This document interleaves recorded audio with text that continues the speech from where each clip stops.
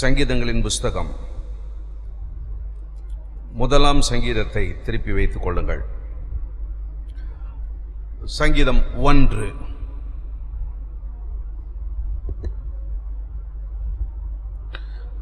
மூன்றாம் வசனத்தினுடைய கடைசி 3 வார்த்தைகளை நாம் இப்பொழுது வாசிக்க போகிறோம். மூன்றாம் வசனத்தின் கடைசி 3 வார்த்தைகள்.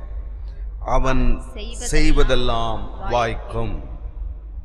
அந்த அவன் என்ற பதத்தை விட்டுட்டு பக்கத்தில் உள்ளவங்களை பார்த்து நீங்க செய்வதெல்லாம் வாய்க்கும், நான் செய்வதெல்லாம் வாய்க்கும். இந்த வாக்குத்தத்தம் நம்ம எல்லாருக்கும் ஒரு பெரிய ஆசீர்வாதமான ஒரு வாக்குத்தத்தம். நம்ம செய்யறதெல்லாம் வாய்க்கணும். சிலர் சொல்லுவாங்க இல்லையா, ஒரு பழமொழி, தொட்டதெல்லாம் தொலங்கணும். நாம் செய்வதெல்லாம் வாய்க்கணும். இது ஆண்டவருடைய விருப்பம். What are all the conditions in the promise of God to be fulfilled in a life? உங்களுடைய வாழ்க்கையிலே இந்த வாக்குத்தத்தம் நிறைவேறுவதற்குரிய நிபந்தனைகள் என்ன? அதைதான் இப்பொழுது நாம் பார்க்க போகிறோம். இந்த மே மாதத்தில் நாம் செய்வதெல்லாம் வாய்க்க வேண்டுமேயானால் ஆண்டவர் நம்மிடத்தில் எதிர்பார்க்கிறது என்ன? Whatever he does, that will prosper. அவன் செய்வதெல்லாம் வாய்த்துவிடும். அதிலே ஆங்கில பைபிள்ல ஆரம்பிக்கும் பொழுதே blessed அப்படின்னு ஆரம்பிக்கும். Blessed are the man, ஆசீர்வதிக்கப்பட்ட ஒரு பாக்கியவானான மனிதன் அப்படின்னு ஆங்கில பைபிளில் ஆரம்பிக்கும் பொழுது அப்படி இருக்கும். ஆனால் தமிழ் பைபிளில் அது 2ஆம் வசனத்தினுடைய கடைசி வார்த்தையில தான் முடியுது. ஆங்கிலத்திற்கும் தமிழுக்கும் சில வித்தியாசங்கள் இருக்கும் பொழுது சில இடங்களிலே தமிழில் ஆரம்பிக்கும், சில இடங்களிலே ஆங்கிலத்தில் ஆரம்பிக்கும். அதுபோல இந்த சங்கீதம் ஆரம்பிக்கும் பொழுதே Blessed are the man அப்படின்னு ஆரம்பிக்கும். நீங்கள் செய்வதெல்லாம் வாய்க்க வேண்டுமானால் நீங்கள் எப்படிப்பட்டவர்களாய் இருக்க வேண்டும்? பாக்கியவானாய் பாக்கியவதியாய் இருக்கணும். ஒரு பாக்கியவான் செய்வது வாய்க்கப்படும், ஒரு பாக்கியவதி செய்கிறது வாய்க்கப்படும். எல்லாரும் செய்கிறது வாய்க்குமா அப்படி என்றால், ஆன்மீக உலகத்திலே கிறிஸ்துவை சார்ந்திருக்கிற மக்களுக்கு சில நிபந்தனைகள் உண்டு. அவர்கள் செய்யும் பொழுதுதான் அது வாய்க்கப்படும். சரி, இந்த பாக்கியவான் blessed என்று சொல்லப்படுகிற இந்த வார்த்தைக்கு 16 விதமான காரியங்கள் பாக்கியவான்கள் என்பதற்கு போடப்பட்டிருக்கு. இன்னார் இன்னார் தான் பாக்கியவான், இன்னார் இன்னார் தான் பாக்கியவதி என்று 16 காரியம். பொதுவாக கல்யாண வீட்டில் பெரியவங்களாம் அந்த காலத்தில் இந்த பெண்ணையும் மாப்பிள்ளையும் பார்த்து என்ன சொல்லுவாங்க? 16 பெற்று பெருவாழ்வு வாழ்வாயாக. நான் சின்ன பையனாக இருந்தப்ப நினச்சிக்கிட்டேன், இன்னும் இந்த மாதிரி வாழ்த்துறாங்களே இவங்க, கல்யாணம் இப்போ தான் இருக்குது, அதுக்குள்ளே எத்தனை பெறணுமா? 16 பிள்ளையா, இது என்னப்பா இது அப்படின்னு நினச்சேன். 16 பெற்று பெருவாழ்வு வாழ்வாயாக என்பது 16 விதமான ஆசீர்வாதங்கள். உபாகமம் 28ஆம் அதிகாரம் முதல் 14 வசனங்களிலே அப்படிப்பட்ட வாக்குத்தத்தங்கள் எல்லாம் இருக்கு. ஆனால் இப்பொழுது எந்த மனிதன் செய்வது வாய்க்கப்படும், ஒரு பாக்கியவான் செய்வது வாய்க்கும் என்பதிலே உள்ள 16 காரியங்களையும் இந்த காலையிலே நான் சொல்ல போகிறது இல்லை. சில காரியங்களை மாத்திரம் சொல்ல போகிறேன். ஆனால் இந்த பாக்கியவான் blessed என்று சொல்லப்படுகிற அந்த வார்த்தைக்கு எபிரேய மொழியிலே ஆஷார், ASHAR,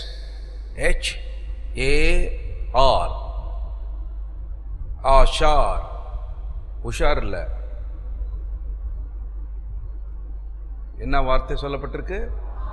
ஆமா, எழுத தெரிஞ்சவங்களுக்கு ASHAR, ஆஷார். அப்படின்னா how happy, எவ்வளவு ஒரு சந்தோஷம், ஒரு மனமகிழ்ச்சியா இருக்கிற மனிதன். மகிழ்ச்சியாக இருக்கிறவன் அவன்தான் பாக்கியவானாம். கர்த்தருக்குள் எப்பொழுதும் மகிழ்ச்சியாக இருக்கிறவன், உலக பிரகாரமாக மகிழ்ச்சியாக இருக்கிறவர்கள் கர்த்தருக்குள் மகிழ்ச்சியாக இருந்தால் அவர்களுக்கு தான் இந்த எபிரேய வார்த்தையிலே ஆஷார் how happy is a man, ஒரு மனிதன் எவ்வளவு மகிழ்ந்திருக்கிறான், எவ்வளவு சந்தோஷமாக இருக்கிறான், அவனை பாக்கியவான் என்று சொல்லப்பட்டிருக்கு. சரி, இதில் இந்த சங்கீதத்தை நீங்கள் முழுமையாக வாசித்தீர்களானால் 2 விதமான காரியங்கள் சொல்லப்பட்டிருக்கும். குட் அண்ட் ஈவில், ஒரு நன்மையான காரியம், ஒரு தீமையான காரியம் என்று சொல்லி எல்லாமே 2 இருக்கும். ஆண்டவர், காட் ஆர் ஈவில், சன்மார்க்கன் துன்மார்க்கன் என்று சொல்கிறது போல இந்த 6 வசனத்திலேயே ஒரு ஜீவன் மரணம் எல்லாம் இதில் போடப்பட்டிருக்கிறது. ஆசீர்வாதம், சாபம். இந்த 6 வசனத்தை நம்ம வகுத்து பார்ப்போமானால் ஒரு மனிதனுடைய different character of a man, ஒரு மனிதனுக்கு உள்ள இருக்கக்கூடிய குணாதிசயங்கள் என்றெல்லாம் இதில் வகுத்து பார்க்கலாம். காட்லி பீப்புள், தேவ ஜனம், அன்காட்லி பீப்புள் என்று சொல்லப்பட்டிருக்கிறது. தூய்மையானவர்கள், அசுத்தமானவர்கள், இதெல்லாம் இந்த 6 வசனத்திற்குள்ளே இருக்கிற ஒரு பெரிய சத்தியத்தை அடக்கிய ஒரு சின்ன சங்கீதம். அதிலே இந்த பாக்கியவான்கள் அவர்கள் செய்வதுதான் வாய்க்கப்படும். முதலாவதாக பார்ப்போம், சங்கீதம் 1:1 வாசிப்போம். துன்மார்க்கருடைய ஆலோசனை நடவாமலும் பாவிகளுடைய வழியில் நில்லாமலும் பரியாசக்காரர் உட்காரும் இடத்தில் உட்காராமலும். லீவ் காட்லி, கர்த்தருக்கு ஏற்றவண்ணமாக வாழ்கின்ற ஒரு மனிதன். பாக்கியவான் என்று சொல்லுகிறவன் கர்த்தருக்கு ஏற்றவண்ணமாக வாழ்கிறவன், தேவனை அப்படியே பிரதிபலிப்பதற்கு ஏதுவாக, கிறிஸ்துவை வெளிப்படுத்துவதற்கு ஏதுவாக வாழ்கின்ற ஒரு மனிதன் தான் பாக்கியவான். 106 சங்கீதம் 3 வாக்கியம், சங்கீதங்களின் புத்தகம் 106:3. இன்னொருவர் ஏசாயா 56:2. நியாயத்தை கை கொள்ளுகிறவர்களும் எக்காலத்திலும் நீதியை செய்கிறவர்களும் பாக்கியவான்கள். கர்த்தருக்கு ஏற்ற வண்ணமாக வாழ்கின்ற ஒரு மனிதன், அவர்கள் எக்காலத்திலும் ஒரு நீதியை செய்கிறவர்கள், கர்த்தரை பிரதிபலிக்கிறவர்கள், கர்த்தருடைய குணாதிசயங்களை கொண்டவர்கள், அவர்கள் தான் பாக்கியவான்கள். ஏசாயா தீர்க்கதரிசியின் புத்தகம் 56:2 வேகமாய் வாசியுங்கள். இப்படி செய்கிற மனுஷனும் இதை பற்றி கொண்டிருந்து ஓய்வு நாளை பரிசுத்த குலைச்சலாக்காதபடி ஆசரித்து ஒரு பொல்லாப்பையும் செய்யாதபடி தன் கையை காத்து கொண்டிருக்கிற மனுபுத்திரனும் பாக்கியவான். ஓய்வு நாளை பரிசுத்த குலைச்சல் ஆக்காதவர்கள். ஓய்வு நாள் என்பது பொதுவாக சனிக்கிழமை. யூதர்களுக்கு கொடுக்கப்பட்ட பிரமாணத்தின்படியாக சனிக்கிழமை அவர்களுக்கு அது ஓய்வு நாள். ஓய்வு நாள் என்பது யூதர்களுக்கு மோசையின் பிரமாணத்தில் கர்த்தர் கொடுத்த ஒரு கட்டளை. 7வது நாள் ஓய்வு நாள், சனிக்கிழமை. ஓய்வு நாளை பரிசுத்த குலைச்சலாக்காதிருக்க வேண்டும், அவர்கள் தான் பாக்கியவான். சரி, புதிய ஏற்பாட்டில் புதிய உடன்படிக்கையின் விசுவாசிகளாகிய நாம் ஓய்வு நாளை மதிக்கிறோம், ஆனால் இயேசு கிறிஸ்து உயிர்த்தெழுந்த நாளை அனுசரிக்கிறோம். புரியுதா? வாரத்தின் முதலாவது நாள் அதிகாலையில் இருட்டோடே மகதலேனா மரியாளும் அவளோடு சில ஸ்திரீகளும் எங்கு போனார்கள்? கல்லறைக்கு போனார்கள். அங்கே உயிர்த்தெழுந்த இயேசுவை அவர்கள் கண்டார்கள். உயிர்த்தெழுந்த இயேசு கிறிஸ்து வாரத்தின் முதலாவது நாள் உயிர்த்தெழுந்தபடியினாலே நாம் அந்த நாளை மிக முக்கியப்படுத்துகிறோம்.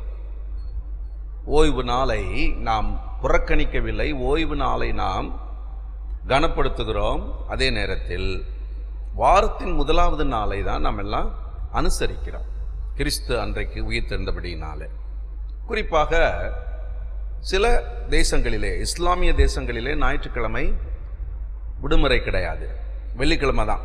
இப்போ அவங்க என்ன பண்ணுறது? அது இடத்துக்கு இடம் நம்ம மாற்றிக்கொள்ள வேண்டியதுதான். ஆனால் இயேசு கிறிஸ்து உயிர்த்தெழுந்த நாளை தான் நாம் முக்கியத்துவப்படுத்துகிறோம். அந்த நாளை நீங்கள் கனப்படுத்துங்கள். தேவனுடைய சமூகத்துக்கு வாருங்கள். அங்கே கொஞ்ச நேரம் ஓய்ந்திருங்கள்.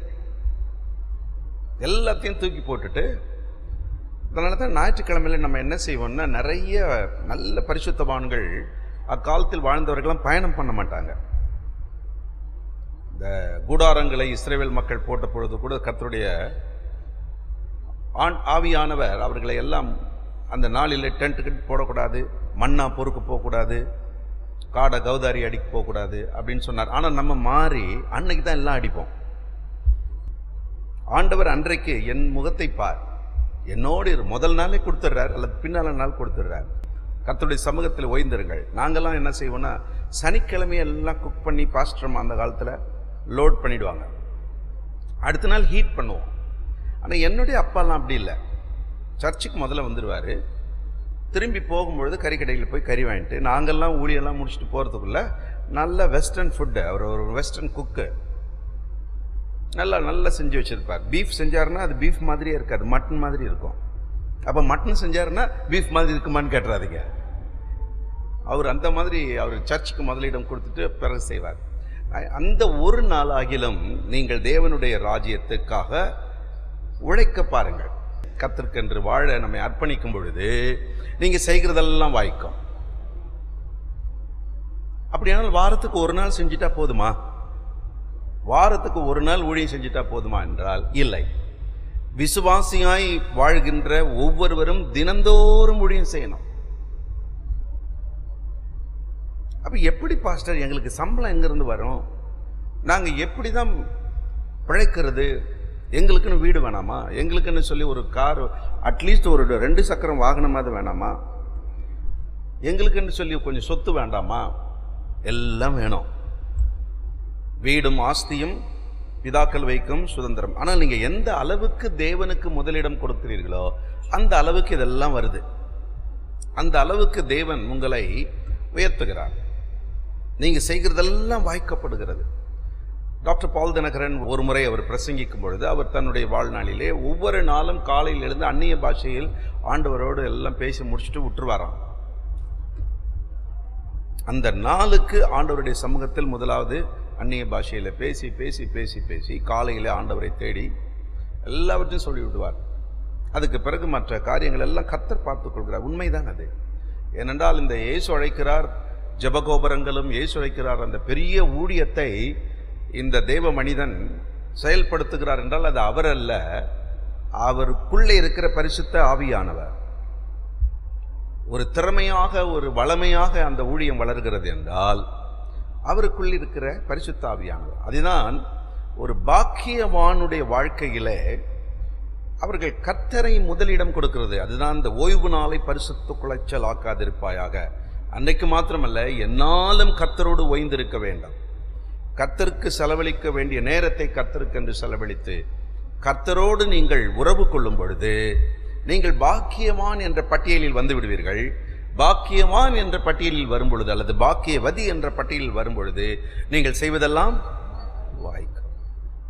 நீங்க 1.5 மணி நேரம் செய்ய வேண்டிய ஒரு வேலையை ஒரு 1.5 நிமிஷத்தில் செய்து விடலாம். தேவ தூதர்கள் உங்களுக்கு உதவி செய்வார்கள். பரிசுத்த ஆவியான உதவி செய்வார். இன்னைக்கு பிரஸ்டீஜ் குக்கர் வேற நமக்கு ரொம்ப உதவி செய்கிறது. ஒரு காலத்தில் ஊதாங்களை வைத்து ஊதி கண்களில் கண்ணீர் வடித்து வரட்டி வைக்கிறேன்ட்டு எதை தூக்கி போட்டு எல்லாம் சேர்ந்து ஒரு புது வாசனை உருவாகிட்டு இருந்தது. இன்னைக்கு 1 பர்னர் போக 4 பர்னர் உள்ள ஸ்டவெல்லாம் வந்துருச்சு. விசுவாசிகளுக்காக தான். நம்ம என்ன நினச்சிக்கிறோம், அந்நிய உலகத்தானுக்காக வந்தது இல்லை, விசுவாசிகளுக்கு 4 பர்னரில், 1 பர்னரில் அரிசி வந்துக்கிட்டு இருக்கோம் குக்கரில், இன்னொரு பர்னரில் சாம்பார், இன்னொரு பர்னரில் பொரியல், இன்னொரு பர்னரில் உங்கள் கையை காலை சுட்டுக்காமல் இருக்கிறதுக்கு ஏதாவது ஒன்று. எவ்வளோ ஒரு அட்வான்ஸாக கர்த்தர் நமக்கெல்லாம் செஞ்சு, நம்ம என்ன பண்ணுவோம்னா இதையும் வச்சுக்கிட்டு அதில் ஒரே ஒரு பர்னரை மட்டும் எரிய விட்டுக்கிட்டு மீதி 3 பர்னருக்கு வேலை செய்ய நமக்கு ஞானம் வராது. ஆவியானவர் நமக்கு எல்லாம் நமக்காக தான் சாதக பண்ணியிருக்கார். இன்றைக்கு ஒரு சொகுசான வாழ்க்கை வாழ்வதற்கு என்று அல்ல, ஒரு சுறுசுறுப்பான வேலையை செய்வதற்காக தேவன் கொடுத்திருக்கிறார். ஹல்லேலூயா. நீங்கள் செய்வது வாய்க்க வேண்டும், நீங்கள் பாக்கியவதிகளாக மாற வேண்டும் என்றால் தேவனுக்கு என்று கொடுக்க வேண்டிய அந்த நேரத்தை நீங்கள் கொடுங்கள், அவரோடு ஓய்ந்திருங்கள். இரண்டாவது, கர்த்தர் மேல் நம்பிக்கை வைக்கிற மனுஷன் என்னவா?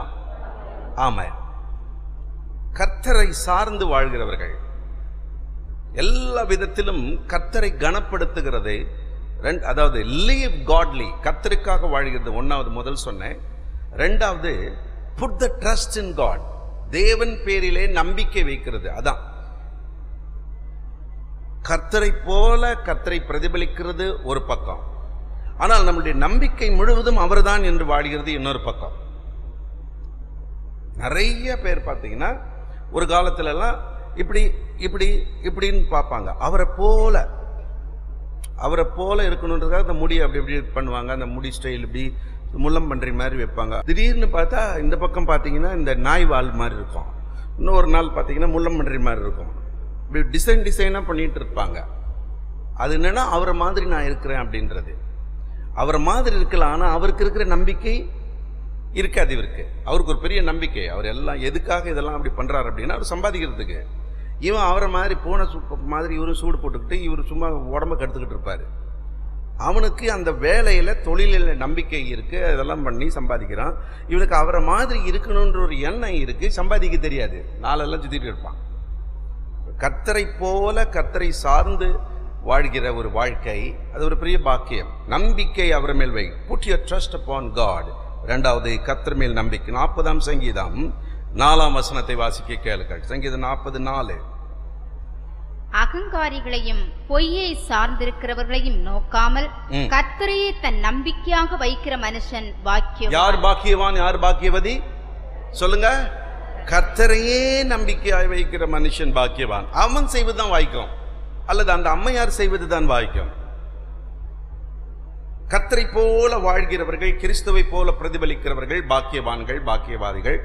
2, கிறிஸ்துவையே சார்ந்து வாழ்கிறவர்கள், நம்புகிறவர்கள், கர்த்தர் பேரிலேயே நம்பிக்கை வைக்க, எதற்கும் அவர்தான், வேற வழியே கிடையாது. ஒரு விசுவாசி என்று வந்துட்டாலே, அவர் ஊழியக்காரரோ ஊழியக்காரர் இல்லையோ, விசுவாசி என்றால் கர்த்தரை தான் விசுவாசிக்கிறவர்கள், கர்த்தரை நம்புகிறவர்கள், கர்த்தரோடு வாழ்கின்றவர்கள். விசுவாசி, விசுவாசிக்கிறவர்கள். சுவாசிக்க வேண்டியது எது? கர்த்தருடைய காற்றை. வாசிக்க வேண்டியது எது? அவருடைய வார்த்தையே. அப்படியானால் உங்களுடைய வாழ்நாள் எல்லாம் முழுவதும் அவர் மேலே நம்பிக்கையா இருக்கணும். அவர்கள் தான் பாக்கியவதிகள், பாக்கியவான்கள். செய்வது வாய்க்கும். சும்மா எல்லாரும் செய்வதெல்லாம் வாய்க்கும் வாய்க்கும் வாய்க்கணும், வாய்க்காது. சிலர்லாம் சொல்றாங்க, நீங்க கால் எடுத்து வச்சா நல்லா இருக்குது, நீங்க அப்படி கை வச்சா நல்லா இருக்குது, நீங்க அப்படி பேசினா நல்லா இருக்குது. அவங்களுக்கு உள்ள ஆண்டவர் இருந்தா தான் நல்லா இருக்கு. நம்முடைய நம்பிக்கை முழுவதும் கர்த்தர் பேரிலேயே இருப்பதாக. இந்த மாதம் நீங்கள் செய்ய போகிறதெல்லாம் வாய்க்கும். நீங்க போகிற இடங்களிலே நீங்கள் செய்கிற ஜெபங்கள் எல்லாம் கேட்கப்படும். நீங்கள் என்னென்ன காரியங்களை திட்டமிட்டு இந்த காரியம் இதை நான் செய்ய வேண்டும் என்று எண்ணுகிறீர்களோ அது எல்லாம் அப்படியே நடக்கும். ஆமென். உங்களுடைய குடும்பத்திலே, உங்களுடைய கை தொழிலிலே, உங்களுடைய வாழ்க்கையிலே, உங்களுடைய வியாபாரத்திலே நீங்கள் செய்வதெல்லாம் வாய்க்க வேண்டுமே. ஆனால் 1, கிறிஸ்துவை போல வாழுங்கள். 2, கிறிஸ்துவின் பேரிலேயே நம்பிக்கையாயிருங்கள். 3, இன்னொரு பாக்கியவானை பற்றி சொல்லி இருக்கு பாருங்களேன். சங்கீதங்களின் புஸ்தகம் 32:1, 32:2 ஆகிய 2 வசனங்களை வைத்துக் கொள்ளுங்கள். அதிலே 1, எவனுடைய மீறுதல் மன்னிக்கப்பட்டதோ, எவனுடைய பாவம் மூடப்பட்டதோ அவன் பாக்கியவான். எவனுடைய மீறுதல் மன்னிக்கப்பட்டு அவனுடைய பாவம் மூடப்பட்டது. ரட்சிக்கப்பட்ட விசுவாசியா ஆயிட்டதுனால நீதிமான், ரொம்ப ஹோலி அப்படின்னு சொல்ல முடியாது. It is ongoing process. ஒவ்வொரு நாளும் நாம் பூரணத்தை பார்க்கிறோம். அதனால எவ்ரி டே நாம் ஆண்டவரிடத்தில் கேட்கணும், ஒவ்வொரு நாளும் என்னை தூய்மையாக்கும் ஆண்டவரே. பக்கத்தில் உள்ளவங்களை பார்த்து சொல்லுங்க, ஆண்டவருடைய பரிசுத்தத்தை ஒவ்வொரு நாளும் கேட்க வேண்டாம். ஆண்டவருடைய தூய்மையை ஒவ்வொரு நாளும் நாம் பெற வேண்டாம். நம்முடைய எண்ணத்திலே, நம்முடைய செயல்களிலே, நம்முடைய காரியங்களிலே ஒவ்வொரு நாளும் ஆண்டவரே நீர் எனக்கு 70 முறை மன்னிக்கிற தயவு பெருத்த தேவன் அவர். ஒரு நாளில் எத்தனை முறை மன்னிக்கணும்னு கேட்டப்போ என்ன சொன்னார்? 70 முறை. 7 to the power of 70. 7 to the power of 70னா கணக்கே இல்லை. பாஸ்டர் நல்ல ஒரு வாக்குத்தத்தம் சொன்னீங்க பாஸ்டர் இன்னைக்கு. அடே அப்பா, ஒரு நாள்லயே 70 முறையா? அடே இப்போ காலையில் இப்போ ஒன்று செஞ்சிடலாம், நீ கொஞ்சம் நான் இது பண்ணிடுறேன், அப்புறம் மன்னிப்பு கேட்டுக்கிறேன் அப்படிங்கிறதும் அல்ல. அதுக்கு மன்னிக்கப்படாது. அறிந்து செய்கிறதை ஆண்டவர் ஏற்றுக்கொள்ள மாட்டார். அறியாமல் நாம் எதுவும் செய்கிறோம். கைப்பிசகாக வந்தது சரி. 7-70 முறை பாவங்கள் மன்னிக்கப்பட்ட மனிதன், மனுஷி பாக்கியவான், பாக்கியவதி. அதுதான் அவங்க சொல்கிறது. உங்களுடைய பாவங்கள், உங்களுடைய எண்ணங்கள், every day it should be forgiven by the Lord Jesus. Have sin forgiven. உங்களுடைய பாவங்கள் மன்னிக்கப்பட்டிருக்க வேண்டும். உங்களுடைய பாவத்தில் இருந்து நீங்கள் விடுதலை பெற வேண்டும். நாம் எல்லாருமே சில காரியங்களிலே தவறி விடுகிறோம். சில வேளைகளிலே நாம் பேசி விடுகிறோம். சில வேளைகளிலே எண்ணி விடுகிறோம்.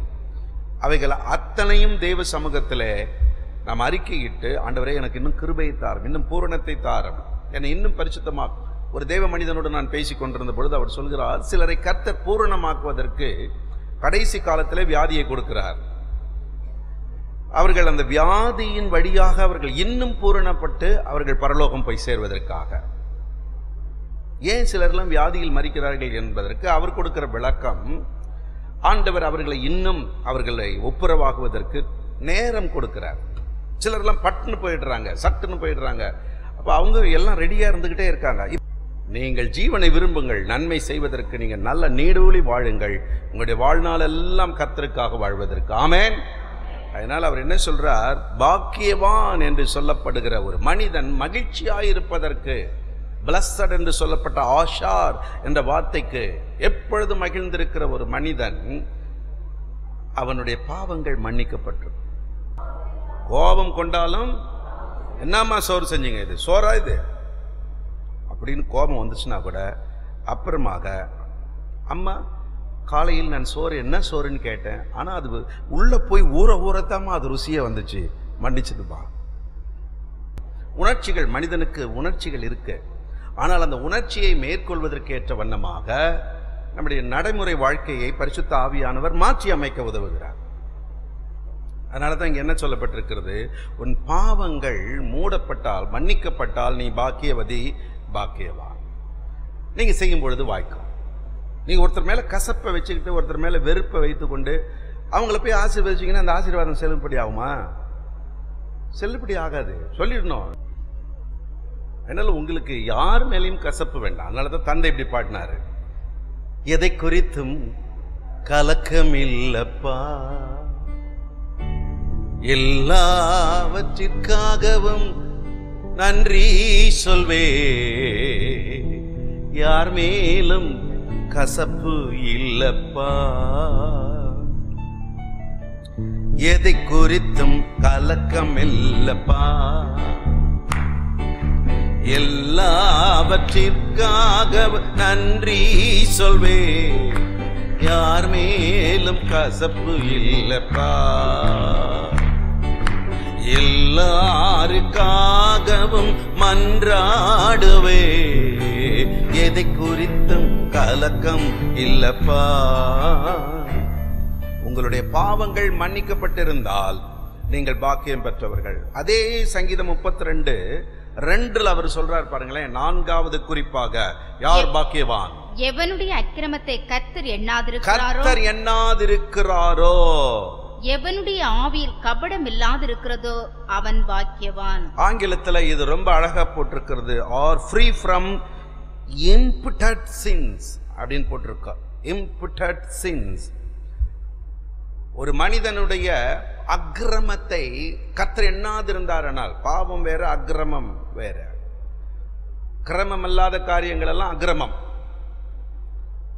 அந்த அக்கிரமத்தை அவர் எண்ண மாட்டாராம். இவ்வளோ பெரிய அக்கிரமக்காரன் நானு, இவ்வளோ பெரிய அக்கிரமக்காரி நானு. அதனால அந்த மாதிரி அக்கிரமங்கள் எல்லாம் ஆண்டவராகிய தேவன் மன்னித்துட்டார், மறந்துட்டார். அவர் மறந்துட்டார். உங்களுடைய அக்கிரமங்கள் மறக்கப்பட்டிருந்தால் நீங்கள் பாக்கியவான். கர்த்தர் அந்த நினைவில் கூட வைத்துக் கொள்வதில்லையா? மேற்குக்கும் கிழக்குக்கு எவ்வளவு தூரமோ அவ்வளவு தூரமாக நமது பாவங்களை எல்லாம் என்ன பண்ணிட்டாரு? போட்டுட்டார். எவ்வளவு அற்புதமான தேவன்! நம்முடைய அக்கிரம செயல்களுக்கு, நம்முடைய அக்கிரம காரியங்களுக்கு நாம் தண்டிக்கப்பட்டிருந்தோமானால் நம்மெல்லாம் ஒருத்தர் கூட இங்கே உட்கார்ந்துருக்க மாட்டோம். அந்த மாதிரி நிறைய காரியங்களில் நம்முடைய அக்கிரமங்கள் எல்லாம் மன்னித்து நம்முடைய நோய்கள் எல்லாம் ஒரு குணமாகி எண்ணாதிருந்தால் பாக்கியவான் பாக்கியவதி. இந்த 4 குறிப்புகள், மீதி உள்ள 12 குறிப்புகள் சமயம் வாய்க்கும் போதெல்லாம் பார்ப்போம். 16 4 சொல்லப்பட்டிருக்கிறது. நீங்கள் பாக்கியவான்களாக மாறினால் அவன் செய்வதெல்லாம் வாய்க்கும். உலக பிரகாரமான ஆசீர்வாதங்கள் 3ஆம் வாக்கியத்தை நீங்க இந்த சங்கீதம் 1:3 பார்த்தீங்கன்னா ரொம்ப அற்புதம். அவன் நீர்க்கால்களின் ஓரமாய் நடப்பட்டிருப்பான், தன் காலத்தில் தன் கனியை இலையுதிராது இருக்கிற மரத்தை பொழிப்பான், செய்வதெல்லாம். கடந்த வாரத்திலே ஒரு 2 முக்கியமான நிகழ்வுகளுக்கு நாங்கள் போயிருந்தோம். ஒரு இடத்தில் போகும்போது 25 அடியிலேயே எங்களுக்கு தண்ணி வந்துருச்சுன்னாங்க. 25 அப்ப நான் கேட்டேன், இந்த ஊர் பகுதியை நீர் வளம் பொருந்தின இடமா? அதுவும் உண்மைதான். ஆனால் எங்களுக்கு நாங்கள் 25 அடி போர் போடும்போது தண்ணி பீறிட்டு வந்தது, நல்ல தண்ணீர் எங்களுக்கு கிடைச்சதுன்னு அவங்க சொன்னாங்க. அதை தொடர்ந்து இன்னொரு வீட்டுக்கு கிரகப்பிரவேசத்திற்கு போயிருந்தப்ப அந்த வீட்டாரை கேட்டோம், இங்கே எப்படி உங்களுக்கு தண்ணி, சுற்றில் இருக்கிறவங்களை விட எங்களுக்கு தண்ணி நல்லா இருக்கு. ஏன்? இவங்கெல்லாம் விசுவாசிகள். ஆமென். ஆண்டவர் அப்படிதான் ஆசீர்வதிக்க விரும்புகிறார். நாம் இருக்கிற இடம் ஒரு ஆசீர்வாதமானதாக மாற்றக்கூடிய நிலைமையிலே நீங்கள் இருக்கிறீர்களா? உங்கள் நிமித்தம் மற்றவர்களுக்கு ஆசீர்வாதம் பாய்ந்து போக வேண்டாம். நீங்க செய்வதெல்லாம் வாய்க்க, உங்களுடைய இடமெல்லாம் ஒரு வளமிக்கதான் இருக்க, நல்ல ஒரு கனி கொடுக்கிற, அதுதான் சொல்லப்பட்டிருக்கு, நீர்க்கால்கள் ஓரமாய் நடப்பட்டு தன் காலத்தில் கனியை தந்து இலைதுருதா இருக்கிற மரத்தை. இதெல்லாம் உலக பிரகாரமான ஆசீர்வாதம். Spiritual blessings, material blessing. ஆன்மீக ஆசீர்வாதம், உலக பிரகாரமான ஆசீர்வாதம். உலக பிரகாரமான ஆசீர்வாதத்தோடு சிலருடைய வாழ்க்கை முடிகிறது. நமது வாழ்க்கையோ ஆன்மீக பிரகாரமான ஆசீர்வாதம் பிளஸ் உலக பிரகாரமான ஆசீர்வாதம். முதல் ஆவிக்குரிய ஆசீர்வாதம், அதை தொடர்ந்து உலக பிரகாரமான, 2ம் உங்களுக்கு கிடைக்க போகிறது. அப்பொழுது நீங்கள் செய்வதெல்லாம் வாய்க்கும். ஆமென். அப்படியே எழுந்து நின்று 2 கைகளையும் வானத்துக்கு நேராக உயர்த்தி, அப்பா நான் பாக்கியவானா, ஐயா நான் பாக்கியவதியா, இன்றைக்கு காலையிலே நான் உண்மையே பிரதிபலிக்கிற நிலையிலே நான் இருக்கிறேனா? லீவ் காட்லி, கர்த்தரை போல கர்த்தரை பிரதிபலிக்கிறவனாய் இருக்கிறேனா? 2வதாக கர்த்தர் மேலேயே நம்பிக்கை இருக்கிறதா? 3வதாக என்னுடைய பாவங்கள் அனுதினமும் பரிசுத்தமாய் வாழ்வதற்கு தடையாய் இருக்கிறதா? என் அக்கிரமத்தை 4வதாக நீர் மன்னித்துட்டீர், மறந்துட்டீரோ? இன்னும் நினைப்புல வச்சிருக்கீங்களா? நீர் மறந்து விட்டீரே, அதனாலதான் நான் பாக்கியவான். அப்படி இல்லைன்னா ஆண்டவரிடத்துல கேளுங்க. Thank you my father, oh Jesus. செய்வதெல்லாம் வாய்க்கும். ஒரு பாக்கியவானாய் பாக்கியவதியாய் இந்த மாதத்தில் வாழ்பொழுது, கர்த்தரை பிரதிபலிக்கும் பொழுது, கர்த்தரை சார்ந்து நம்பிக்கையோடு வாழும் பொழுது, ஒரு தூய வாழ்க்கை வாழும் பொழுது, கர்த்தரை போல கர்த்தர் மேல் நம்பிக்கை, ஒரு தூய வாழ்வு. அப்படியானால் நீங்கள் செய்வதெல்லாம் வாய்க்கும். Oh, we bless you, Master. We thank you, Jesus. கொஞ்சம் ஆராய்ந்து பாருங்கள். வானத்துக்கு நேராக உங்க கைகளை உயர்த்தி, ஆமாண்டவரே, ஏன் நான் செய்வதெல்லாம் நஷ்டமாகிறது? ஏன் வாய்க்காமல் போகிறது என் குறைகள்? Thank you my father. என் குற்றங்களை மன்னியும் ஆண்டவரே. எல்ரோய் எல்ரோய், என்னை கண்டீரே,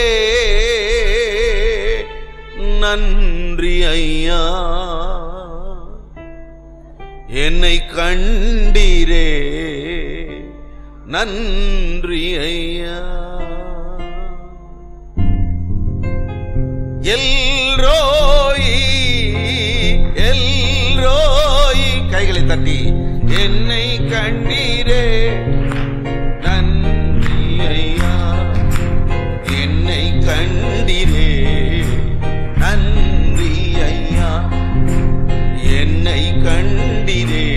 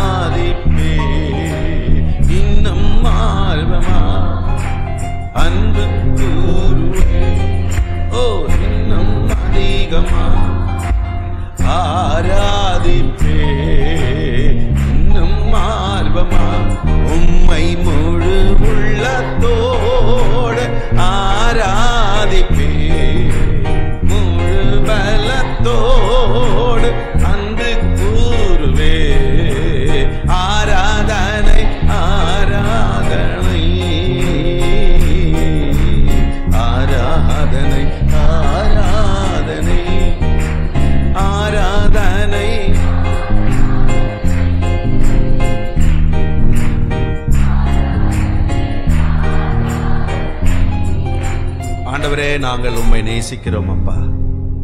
பாக்கியவானாய் பாக்கியவதியாய் வாழ அருள் தாரும் அப்பா. நான் பாக்கியவானாய் மாறும் பொழுது என் காரியங்கள் எல்லாம் வாய்க்கும். ஆண்டவரே, அப்படிப்பட்ட ஒரு நிலையிலே கர்த்தருடைய சபை விசுவாசிகளும் ஊழியர்களும் கர்த்தரை சார்ந்த பிள்ளைகளும் வாழ அருள் செய்யும்.